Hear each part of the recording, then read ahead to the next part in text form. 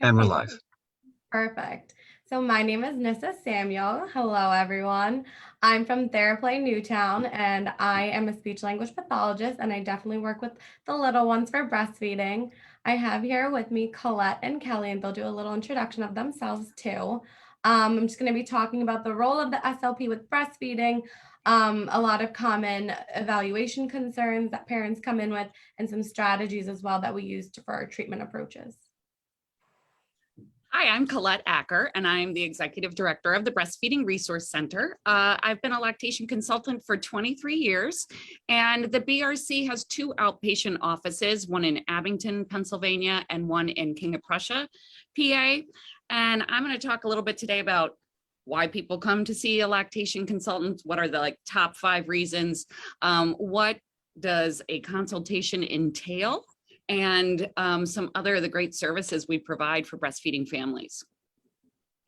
And I'm Kelly Wickland. I'm the owner and director of the Maternal Wellness Center. We're located brick and mortar in Hatboro, Pennsylvania. We also do virtual health all over Pennsylvania. So we can be everywhere if you're a Pennsylvania resident. We serve the full spectrum of perinatal mental health disorders. That's maternal mental health for fathers as well, and adoptive parents. We serve infertility, anything that crops up in the reproductive journey for families is what we serve and treat. We have support groups. We have direct one-on-one therapy support. We have a massage therapist in-house for parents who are desperately in need of some physical stress relief. And we have complementary care partners in-house with us as well, a sex therapist, a pelvic floor therapist, and a psychiatrist is in-house with us now as well. So we're really a full service treatment center, very local. And we're lucky to have her in the area. Yay. Thank you. Feel the same way about it. I'd like to say happy World Breastfeeding Week, the reason we're here today, right? Yes. So I guess I'm starting since it is World Breastfeeding Week. I'll start with the breastfeeding component. So people say they've never heard of a lactation consultant until they've had a baby. And we didn't know this was a thing or anybody would need that because breastfeeding is supposed to be so natural. But the 5 top reasons people come in is the baby refuses to latch on. That would be one. It hurts like crazy when mom's nursing, and it's not supposed to, by the way. The baby may not be gaining weight appropriately, or there's a problem with mom's milk production. And the 5th one is sort of like a baby's fussy, just fussy while they're at the breast. And so there can be a variety of reasons for that. And so those are really the top 5 reasons people come in, and we usually see these concerns in the first few months. So that's really predominantly the time that you would work face-to-face with a lactation consultant. Some of the other ones along the line may be pumping questions or returning to work and figuring out how that works, and sometimes even weaning consultations. So we do a variety of things, but what I encourage is just come in, especially if your insurance company covers it, come in for a check-in, because even minor tweaks can make a huge difference in a parent's breastfeeding experience. And I say this all the time, there's no cookie cutter answers to breastfeeding. And I'm sure that's true with you two also in your work. It's not all black and white, and everyone's experience is so different. Just like you can't tell a woman what her birth experience is going to be like, the breastfeeding experiences vary greatly too, dependent on milk production and the baby's ability to get milk. So I love to see families. Our model of care is that they come in and work with the lactation consultant face-to-face in the early weeks. Then we move on to our closed Facebook group where it's a safe place to ask questions and they have support there. We have in-person support groups. Fingers crossed we keep those going this year. And then they have the opportunity to get a peer counselor. So we have 65 community breastfeeding counselors. They are people who've come through the BRC and have taken a training class to learn more about breastfeeding. So we try to do the full circle. so they could have the professional help in the beginning to get through those roughest times, then move on to peer support and community counselors.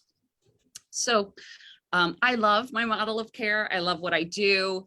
There are times that things are out of my scope or out of my scope of practice, and I may see things and need to refer elsewhere. And these two people are two of those people that I do refer to under certain situations. So Nessa, you want to take it away of, oh, I didn't go through what we do for a consultation. Yeah, So, go through that. So you make an appointment, you fill out intake forms at home, you come into the office, and we take a full history. You tell us all about your birth experience. You tell us all about what's been going on with the baby in the early weeks of breastfeeding. And then we weigh the baby, and I will do an assessment of their mouth and their body. And we observe a feeding. So we watch an entire feeding here, tweak the latch, show you what nutritive sucking is and non-nutritive sucking is, and kind of help you figure out your baby. We weigh the baby after the feeding, which can tell us how much they take in. We take that along with the frequency of feedings, and we form a management plan that's specific for you. So it really gives families peace of mind, because they just feel like they're flying by the seat of the pants, which is what we're doing when we have our a new baby. So I love that for people to come in early and several times to get off to a good start. Sorry, Nessa. No, that's okay. I think that's awesome that you're saying all that information. It's very similar for the speech language pathologist too. We have so many families that come in, and it's a new experience. You get sent home with your child, and you want to be able to give your child everything that they need. And a huge part of that is breastfeeding. So moms come in sometimes and they just get a little bit nervous in terms of, how do I start? Where do I start? Why is my baby not able to latch? Things like that. And they just come in with a whole lot of questions. So we definitely take that intake information first, take a case history, talk to them about any medical concerns they may have, and kind of jot down all their history. And then I think the first thing that's really important to acknowledge is just giving them some validation of why they should be here, and giving them that support right from the beginning, and just allowing them to know that they're not by themselves and that they can depend on a whole group of people to get them through with it. Many of them come with their families too, which is nice, because it shouldn't just be on the mom. It should be a whole perspective from everyone in the family. So when we start off our initial evaluation, I kind of ask the parents first. I'm like, okay, well, what's going on right now? Like, what's your issue? What's your main concern that you're having?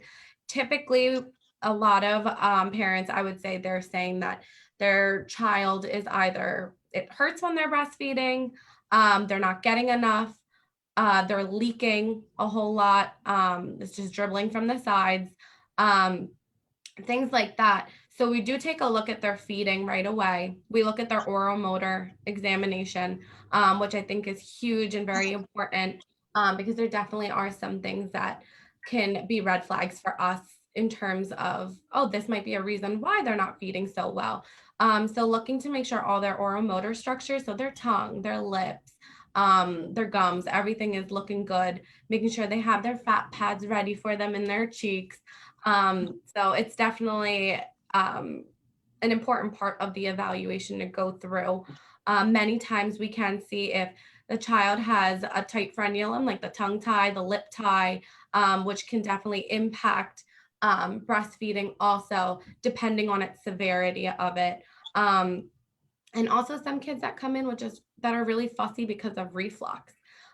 So I typically will ask the family how they feed and their environment, just so we kind of know exactly what's going on at the home, and exactly how they're doing it, the positions that the baby is in. After that, we'll see how they're feeding. And just like Colette was saying, we'll look at their positioning as well. I do always ask if they do see a lactation consultant, and typically all my families have been seeing a lactation consultant. So I'll always get their information as well, so we can talk to them and kind of collaborate together. The things that we look out for is to make sure that their the baby's has a wide mouth, so that it's flanged, so it kind of looks like a fish, right on the nipple, and making sure it has that asymmetrical latch. You will see more of like the bottom part of the lip more on to the nipple, more than the top, and really making sure that the nose is not completely pressed into the breast, because you want to make sure that their breathing is okay. Speech therapists definitely look at that suck, swallow, breathe pattern, which is huge, for the baby to have an adequate feed. So we're making sure that they're able to do that. We might look at strategies, like if the child's taking too much and they're just not able to manage it well enough, giving them some more jaw support, giving them cheek support, maybe slowing them down and pacing them. Paced bottle feed, paced breastfeeding is huge that we do. It's very similar to paced bottle feeding, except you do it with the breast. And trying out different positions. I think it's safe to say it's a very trial and error. You have to try out a various number of positions, just to make sure it's the perfect fit for you and your baby. But yeah, that's a lot of what we do. I think a lot of times I do get the component from families who talk about how they do feel alone, or how they might have difficulty connecting with the baby. I had one family having trouble with that, and they were upset by it because they wanted to be able to give the baby everything that they could, and they were becoming frustrated with themselves, as well. So I think I can kind of lead that into Kelly's Can introduction. I Yeah. ask one question Oh, before you? sure. Like when you're doing an oral assessment and let's say there's no structural Mhm. problems, it's maybe just a low tone baby or Mhm. premature, what kind of exercises do you give parents to strengthen the oral motor skills? Yeah, so we do a whole lot. It's a lot of massaging that we do, and stretching it out, and kind of getting the child to feel their oral motor structures. There's a lot of tongue bowling exercises. So maybe I'll take a gloved finger. I have these flavored gloves, and the kids love them because nobody likes just like regular flavored gloves. So I have all sorts of fun flavors. So I might have like cotton candy on one day, and I'll press it down on their tongue, and you just start noticing the tongue kind of curving up on the sides and cradling around. We definitely want to work on that skill and really helping that child feel that pattern and doing those exercises. So I feel like a lot of the treatment base that we do is it's very educational for the parents too, because you can come in for a session, but the most important portion is carrying that skill over and carrying over those exercises back at home. So tongue bowling is a huge exercise that we can work on, making sure we have like a good suck and a strong suck. So sometimes I'll take their pacifier, I might dip it into their breast milk, or I might just take my finger, dip it into breast milk, putting it onto their tongue so they're just a little bit more interested with it, and then working on their tongue. I might place my fingers on their cheeks. My ring finger typically goes underneath of their jaw to give them that jaw support. And then I pull forward and back, kind of in that cradled, rocking, like a rocking chair position almost. And that kind of gives them a little bit more organization to that motor plan to be able to have a proper suck, for them. I've been seeing that work, that, cheek support with babies who refuse bottles. You get a Yeah, lot, yeah. like they just need all They just need all of it. Yeah. Big And it hug. helps. And it definitely helps because they just start leaking from the side, and you're like, all right, you have a lot in there. So a lot of those low tone babies just need that extra hand and that extra support to just lift everything up and keep it together, for them. Do you find that I tend to do my suck training with my pad side up, Uh-huh. but you're doing the With the down? other one, yeah, I'll put my finger down, my pad side down if it's on their tongue. If it's up, then I'll keep it onto the palate. But when I do that, then I can also assess to see if they have a high palate, because that's also important to check for. There's so many kids where I'm like, where's your palate? And it's all the way up there. So that definitely is an indicator also to check out to see if that tongue tie is there, and if it's present, because it's not going to lower down at all because your tongue's not resting there. Yeah, when you have that high palate and you have, a breast going in there and the nipple should be here, and you have this high palate and it pulls it here. Mhm. Ouch. That's Yeah. painful. Yeah, So, you'll hear a whole lot of clicking. You'll hear that a lot of air escaping. You'll see the lips aren't as flanged. I also know some kids, they'll tuck their top lip in. I don't know, have you seen this a lot? I feel like all my kids coming in lately, they'll have their top lip tucked in, almost like stabilizing them, I feel like. Well, if never one portion of the mouth isn't working, they compensate in other ways. So you see those tongue-tied babies with the blisters across their lips. They're just like holding on with everything they've got. Yeah. Yeah, you see that compensation. Yeah, but it's nice though, because the parents are just like, okay, so we can work on these skills, and there's just some things that you can just adjust in the plan of care to make sure that, trial and error, right? We just have to try different things out just to see what works best for you and your baby. So it's good. Well, it puts you both really on the front lines of care with detecting maternal mental health disorders, which would be depression and anxiety in the postpartum, which is amazing. So you're really sort of our frontline detectives for who's struggling. And I know you do start to hear families saying, kind of like you were alluding to, Nisa, of we feel like we're failing. We feel like we're bad parents. We wanted to give this baby everything it could possibly have. And they probably start crying in your offices. I know Colette goes through tons of tissues, and Colette's team is really great at identifying maternal distress because they really do assess mom as well. It is an assessment of mom, sort of all disguised in a feeding, and they can see how she's doing. And frequently Colette's team will ask mom how she is doing. Nasa, I would love for you to ask that of your families as well. Great. And I think that we've started doing the Edinburgh scale in our intake forms to give us extra alert if necessary. But yeah. Great. The Edinburgh NASA, just so you know, is sort of the standard self-report scale right now to detect postpartum depression. So if you are giving that to new families, that would be amazing, because this early detection is key to getting people help sooner. Yeah. Because there's that point where I'm like, okay, this family definitely, they're going through a lot right now. How can I comfort the mom also while evaluating the child? Because you can tell sometimes there's just a different rapport in the room. Like the mom's just very tense right now, and she just needs someone to like listen to what she's saying. So I'm glad they have resources for that. Yeah, well, and I think it's really important for both of you to be mindful. There's a lot of pressure on breastfeeding right now, and in this state of so much self-doubt in parenthood, there's no sort of measure of how do I know if I'm a good parent. Breastfeeding has become the litmus test of, am I a good parent? And it puts an awful lot of pressure on moms to successfully breastfeed. And I think it's a really important question to say, do you want to do this? Is this still working for you? Because we can make another plan that, terminates the breastfeeding relationship and finds an alternative. And they may say, yes, thank you for saying that. Or they may say, no, absolutely, I'm all in. I really want this to work. And that's the thing about breastfeeding and postpartum depression and anxiety is when breastfeeding is going well, it has a lot of psychologically protective factors there. It becomes a place of interpreting success and good connection, good rapport with baby.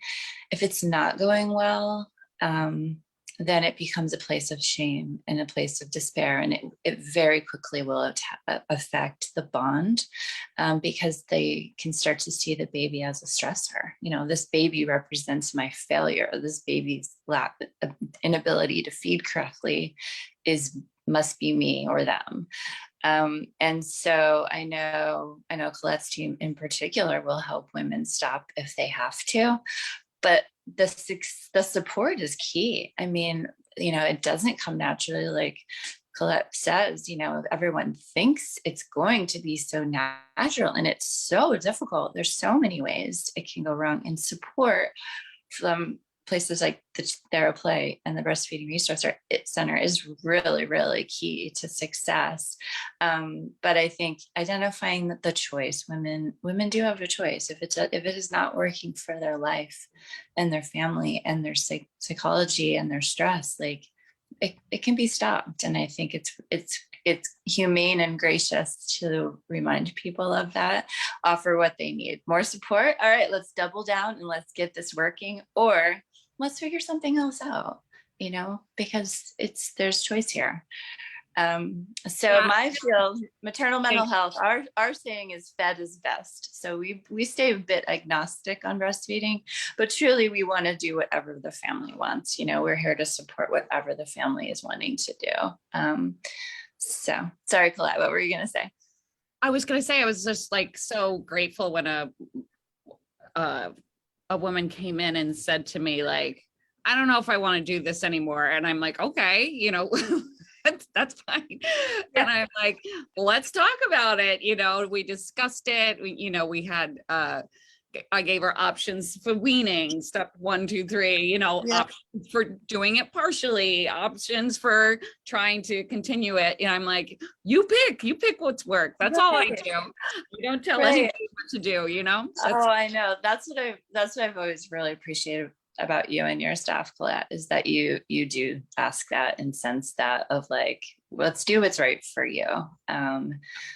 And Nisa, I'm sure that's a similar model, because we really have to help take some of this pressure off of parenting. Yeah. It's been a pandemic. It's been a year, if there's something that's depressogenic, if the breastfeeding relationship is depressogenic and stressful, and it can be altered, then, let's be mindful of helping them choose out of it.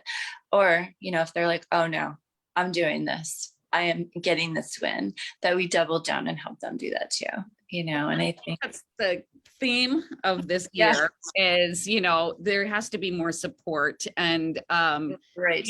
And so it's got to come from everywhere to be successful. And so many of the hospitals have put into place the Baby Friendly Hospital Initiative, which people, initially thought, oh, it's anti-formula. We're like, nope, it's just if a woman walks through the doors of the hospital and says, I want to breastfeed my baby, we're going to have policies in place so she could be as successful as possible.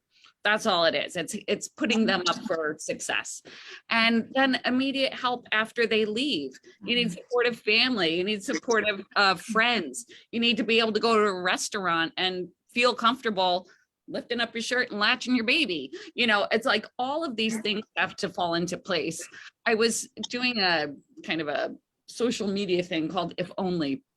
And I pulled up this picture from I think it was like the 40s. And there's this lady at this like town hall meeting and she's nursing her baby and there's, men all around. Nobody cared. I'm like, what happened? What the heck happened here? That we're all hiding out under blankets and things. So the If Only campaign kind of has people sitting on a park bench and it has breastfeeding is welcome here. It has all kind of outdoor things. So I'd love to see that support.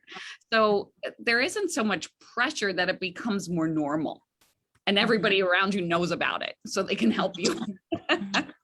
Yeah. I definitely also think exactly what you were saying, Kelly. Like there are so many families that come in and they think breast is the only option to feed their child.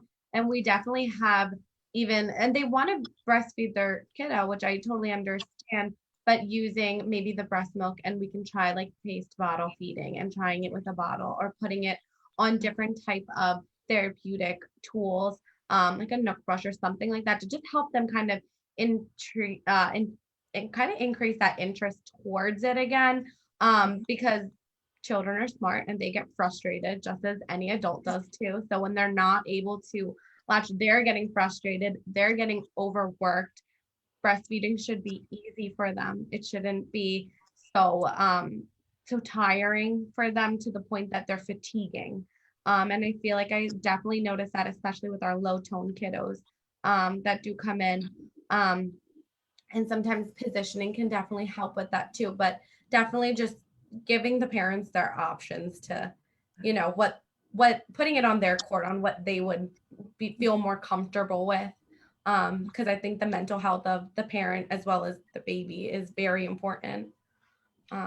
If mom isn't doing well, and the baby is frustrated and screaming at her breast, that feedback loop of distress. Mom gets more distressed, baby gets more distressed. That can be turned around with professionals like you.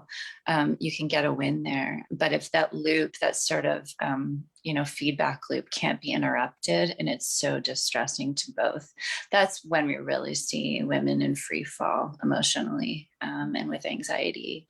They just feel like failures at that point frequently. We could see them feeling that way even if breastfeeding's going well. There's some markers, and I would encourage Nissa, if you guys haven't done that in your group, having Kelly come out, because I remember when she came to talk to us about signs of depression, there were a few things that jumped out at me, and I'm like, oh, I've seen that before and didn't recognize it as a sign. And to have as many people in this outpatient world knowing some of those signals and when to refer, I found that really helpful. Yeah, that was great. Do you mind going over some of the red flags? I would love to. Thank you, ladies. Perfect. Yes, weepiness and tearfulness. Feeling like they're saying things that they have really low self-worth, a lot of guilt, a lot of shame, very irritable, very angry, very frustrated easily. Like they'll, telling you that they usually don't have this temper, but they do now. Insomnia, inability to fall asleep or even nap when they lay down. Their mind cannot slow down. It races and races. That's a sign of really heightened anxiety. Overwhelm, just utterly, just life feels completely too much. This baby feels like it's too much. Every chore of the day feels like it's too much. Obsessive, repetitive, and scary thoughts. I mean, women don't easily say these things out loud, but we call them, it's intrusive, anxious thoughts of, the classic fear of dropping the baby, fear I'm going to accidentally drown my child. Relating to breastfeeding, it might be I'm going to smother them, I won't even notice. If we're co-sleeping, I'm convinced I'm going to roll on them in the night and kill them. I mean, just very graphic, anxious thinking that intrudes, and you hear some of that. So that constellation is sort of the hybrid of postpartum depression being an anxious depression with a lot of intrusive thinking. And women will put on a good front, often, but if you do get them disarmed and get them talking, like, how are you? This is hard. This is so hard. And it's particularly hard in a pandemic. You can disarm them and get them talking. And that is when you'll hear, like, are you eating? Are you sleeping? Like, when you lay down, can you rest? That's really helpful to ask and to say really gently, like, this is, it's not normal, but it's common. And there's help. And this is where we would love to have you think of us and send us referrals, because this is where we can take over and treat holistically and get women and families feeling better. Go ahead. Sorry. We want to get in on that as soon as possible, because the impact on the connection and the bond with the baby is really important to us, and getting mom feeling better gets a more relaxed baby, a happier baby. So time is of the essence with that. There's no rewards for suffering. So, we try to get them helped quickly, and we do help them quickly. Yeah, and that's why we get to spend so much time with them. I know a pediatric visit may be short, and like you said, we are strong. We come in, we're smiling, everything's hunky-dory. But within an hour or an hour and a half that they're with us, if it's going to happen, there's a breakdown sometimes where they've come in smiling and then, oh, I can't hold it together anymore. And so I like that we have all that time with them. I think the thing that came into my mind when you came to talk to us was a lack of confidence, even though things are going well, like thinking that you're doing something wrong or something is horribly wrong. And I thought about that after you talked about it, a family who came in and she kept coming in. She was sure it wasn't working. She was sure she didn't have any milk. She was sure this baby wasn't gaining weight and this kid was doing great and would do great at every visit. And I was like, why can't I convince this woman that everything's all right? And then I think you came in later and talked to us. I was like, I missed it. I just thought she was like, well, that's the least confident woman I've ever met in my life. Right. So It was, a really distorted idea about herself as yeah. a dating person. Yeah. Well, you probably called her back because your team is so good, and you probably called her back with our number. So thank you. Yeah, why is breastfeeding tricky, Colette? You know, there is this idea that it's so natural, right? There's this expectation it's just as easy as breathing, and it's so tricky. Right. Why do you think it becomes so difficult? Because there's so many. Yeah, we're the only mammal that requires lactation consultants, and that's why you think it should be natural. You know, mother cat has kittens, and they make their way to the teat, and they do it. You know, easy peasy. So, Right. yeah. So I think that our biggest problem is that we don't know what it looks like. You know, and every time I teach a prenatal class, back when we used to have big classroom full of people, now we just have these virtual fun. But I say, how many of you have seen a person breastfeed? And, you know, we get a pretty good number of hands. And I'm like, how many of you have seen 5 or more people breastfeed? Well, nobody.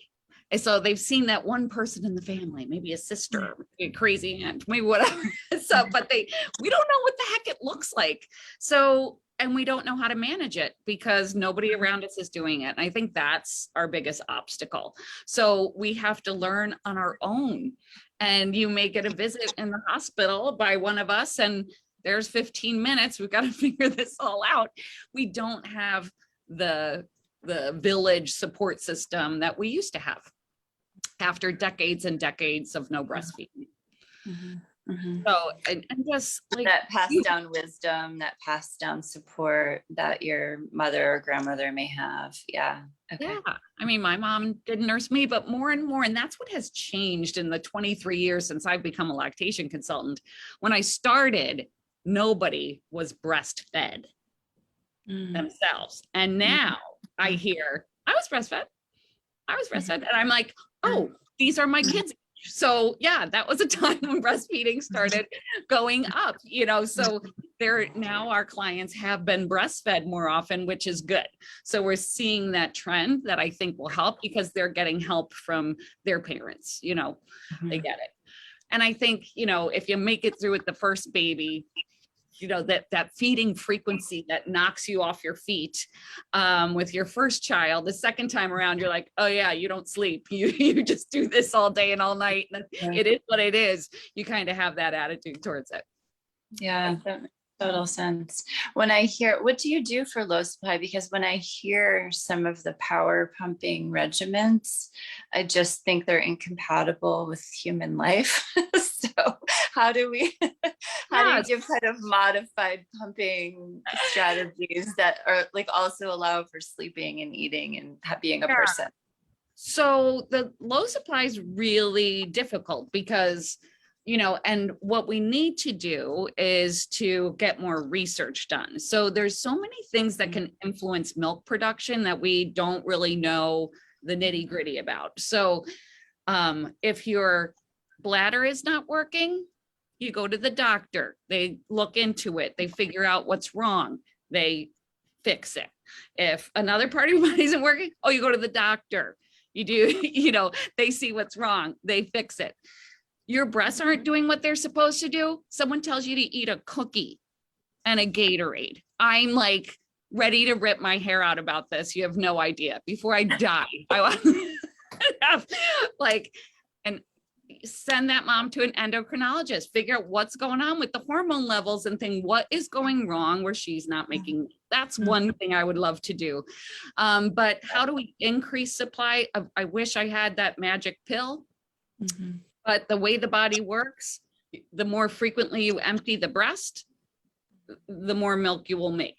So if a baby is not emptying the breast effectively, or if there's not enough there, pumping is like our only way to get more stimulation to the body.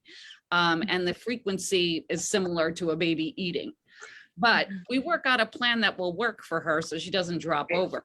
The triple feeding plan is crazy. And Great. there are some, hacks that we do to hopefully make it work. The other way is by using a supplemental nursing system. So with using one of these devices, the baby gets fed at the breast, supplemented at the breast. And because they're supplemented, they're more effective and they're actively feeding. That's the extra stimulation. So it's like a one-step process. Sounds easy, right? But it's tough latching those babies onto the breast with the tube and the gadget and everything else. So I can imagine. yeah, there's no easy plan. That's for sure. But it sounds like you're very mindful of is it survivable? Like, pumping every 2 hours is not like survivable. No, nobody could pump every 2 hours. No. That's the thing. But the thing is, it's meant to be a temporary plan. Mm-hmm. And that's the key thing, is that we have to set small goals. Like, if you can do this for the next 4 days and we see a big drastic change, that will help us to continue, or maybe this isn't working. Yeah. And then just for me, also ask, do you want to? Well, for me, they make the appointment and make that effort to come to see me. Yeah. So in most cases, the people who come to me are like, they're making that extra effort. Right. Yeah. No, it's true. They're self-selecting into that. That's so true. Yeah. In the hospital, you have to see anybody says they might want to kind of do it, and they're not always as enthusiastic as you are. Yeah. Totally. I definitely had those families come in also who they're ready to go back to work. And they're like, okay, now I have to figure this out real fast. And then their frustration level for breastfeeding is just increased so much too. How do you kind of go about that? I'm sorry, return to work? Yeah, for the families that want to return to work, but they're having difficulty with breastfeeding. How would you handle that? With milk supply by the time they're going back to work? Not just with milk supply, just in general, with just even learning the process of breastfeeding if the child was having difficulty with it. Well, the one thing I say to the families, when they're going to be away from the baby, they're going to pump and bring home whatever milk they get. And that's going to be part of their food for the next day. And that you have to sort of define your success. If you have a family who's like, I want to do exclusive breast milk and nothing else, we work out a pumping plan, and she may have to do extra at other times of day to make it through while she's back at work. For some people who have this, like borderline supply or low milk supply, I'm like, so you give your baby formula the first day and you bring home as much as you can. And it is what it is, like it's okay that, you can only do so much. So yeah, I have met with babies. We also work in hospitals, and I've been in like labor and delivery trying to help with the first latch, and they're asking me about their return to work. It is a huge stressor. And, to really encourage them to let that go for a few weeks. Let's just concentrate on latching the baby. But yeah, it can be really hard. Yeah. Well, that's where there's systematically not enough support for moms, that they are that concerned. They may have only 6 weeks of paid leave and then they're unpaid. Maybe they can stay out for 12, but it's relevant so quickly. It is the elephant in the room, right away. We can't fix breastfeeding till we fix maternity leave. Yes, girls, you gotta do it. Yes. Time to burn it down. Nasa, I was curious, do you do feeding therapy for older kids as well? Like the 4-year-old? Yeah. Okay. Yeah, we do. We do it our office is birth to 21. We definitely have older feeders too that come in.